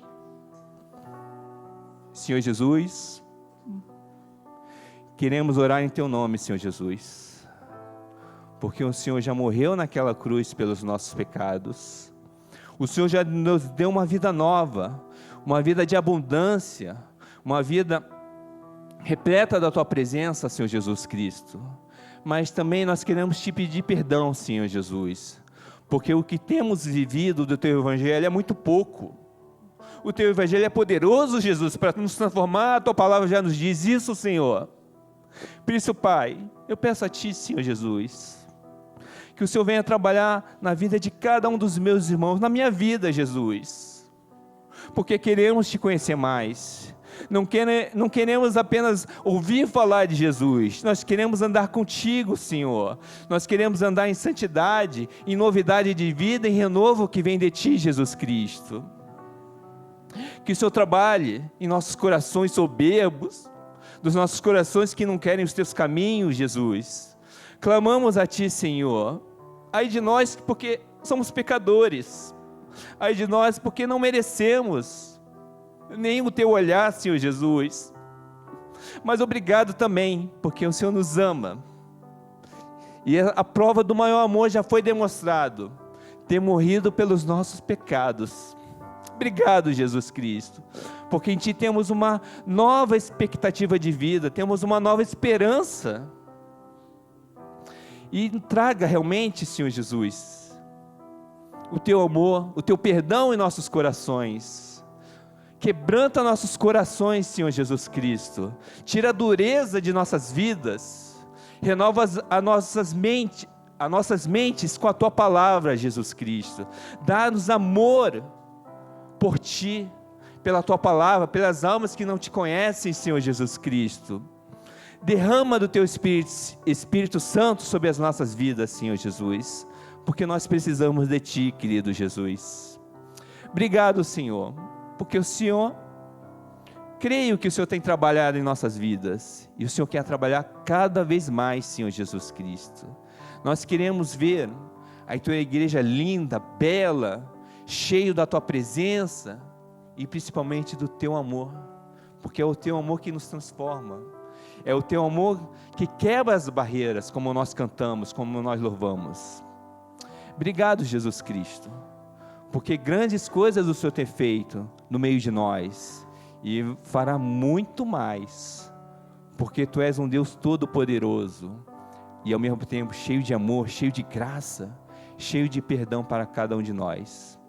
Obrigado, Te louvamos por tudo que o Senhor tem feito e fará em nossas vidas. Em nome de Jesus Cristo. Amém.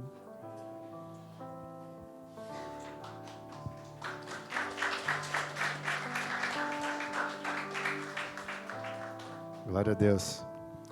Bom, irmãos, eu sei que muitos têm testemunhos assim, né? A gente pode compartilhar, seja na célula, seja depois do culto. Então aproveite esse momento, né, para compartilhar uns com os outros, para edificar, para encorajar. Às vezes você tem motivos de oração, coloque isso para o seu irmão e que a gente vai orando junto e vendo o agir de Deus, amém?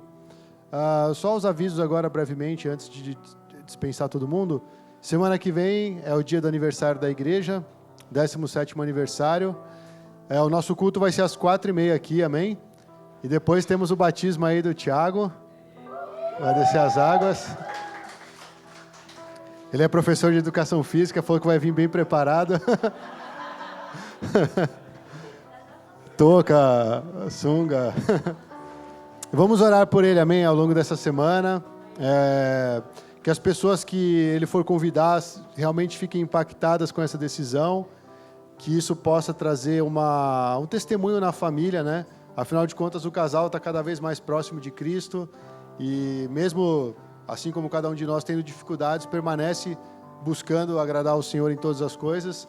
E com certeza Deus vai abençoar e vai alcançar a família de vocês. E vocês vão poder trazer esse testemunho para nós com muito poder e muita alegria, amém? Então, vamos orar por eles, né? E estejam se preparando para esse momento, né? Um momento de alegria. Eu acho que 17 anos é um tempo razoável, né? Talvez a gente gostaria de ver muitas mudanças, mas eu acho que o caminho é esse que o Sandrão falou, né? A gente tem no coração o desejo de ver as pessoas transformadas, pessoas mais próximas de Jesus, mais apaixonadas pela obra de Deus. E cada um pode fazer a sua parte orando, intercedendo pelo corpo de Cristo. Amém? Senhor, nós te agradecemos por essa tarde, nós agradecemos por tudo que aconteceu até aqui, pela tua mensagem que falou sobre unidade, que de fato nosso coração continue meditando nisso, o inimigo não roube, Senhor, essa semente que foi lançada nos corações, e que o Senhor nos prepare ao longo dessa semana, para na semana que vem nós estarmos aqui de forma alegre, louvando e celebrando a Ti, Deus. Abençoa a vida do Tiago e de tantos outros batizandos que tomaram a decisão de assumir em público essa fé, essa convicção, e que de fato, Deus, esse momento seja marcante na vida desses irmãos, que eles possam permanecer firmes no Senhor e continuar dando testemunho da Tua bondade, da Tua graça, da Tua misericórdia sobre a vida deles. Que muitas pessoas venham ser salvas por meio do testemunho e da pregação desses novos irmãos que estão entrando agora no corpo de Cristo.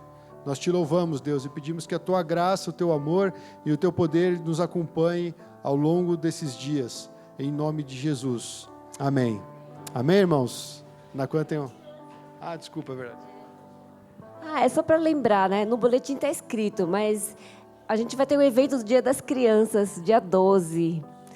Vai ser num sábado, cai o feriado no sábado, e a gente resolveu ir para um parque aqui, que Como a gente já vai sempre no Ibirapuera, a gente resolveu conhecer o Parque do Povo. Alguém já foi aqui?